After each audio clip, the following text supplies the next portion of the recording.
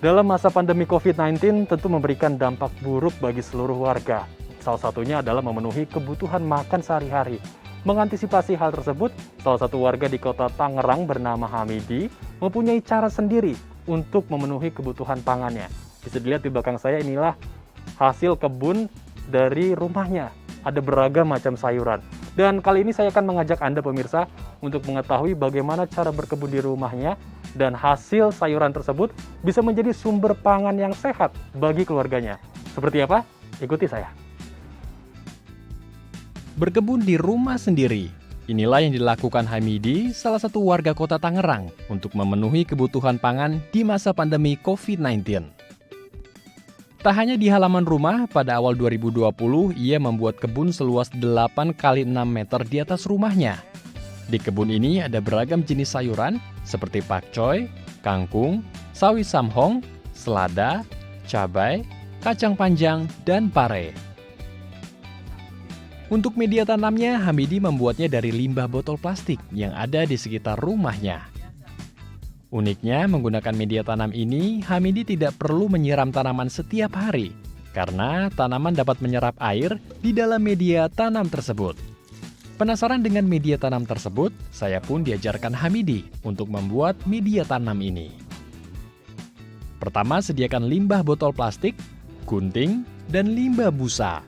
Jika sudah terkumpul, belah badan botol plastik menjadi dua. Yang pertama akan menjadi media penampung air, dan yang kedua sebagai tempat untuk media menanam bibit.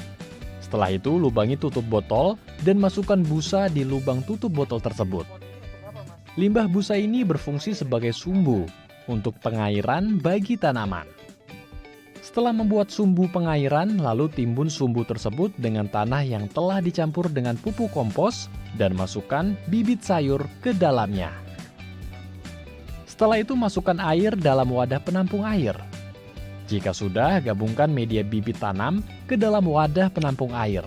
Dan pastikan sumbu busa di media bibit menyentuh dasar botol penampung air, agar tanaman dapat menyerap air dengan baik. Dengan membuat media tanam seperti ini, Hamidi tidak perlu menyiram kebunnya setiap hari. Karena ia hanya perlu mengisi air di media penampung setiap seminggu atau 2 minggu sekali. Hal ini membuat Hamidi dapat meminimalisir penggunaan air saat berkebun. Jadi semoga di masa PSBB ini bisa menjadi kegiatan yang positif, mengisi kegiatan yang positif daripada di rumah banyak bengong, nggak ada kegiatan. Jadi yuk kita hijaukan rumah kita dengan kita bertanam sayuran hortikultur. Jadi kita nanam berbagai macam sayuran demi untuk meringankan beban biaya pengeluaran untuk rumah tangga. Seluruh sayur mayur di kebun Hamidi tidak menggunakan pupuk kimia, melainkan pupuk kompos seperti daun kering dan serbuk kayu. Meski pertumbuhannya tidak secepat menggunakan pupuk kimia, namun hasil kebunnya aman dan sehat untuk dikonsumsi istri dan 3 orang anaknya. Ya, dengan menggunakan inovasi media tanamnya, Hamidi berharap di tengah pandemi saat ini masyarakat dapat menjadi petani rumahan seperti dirinya. Karena bahan-bahannya cukup sederhana dan ada di sekeliling kita.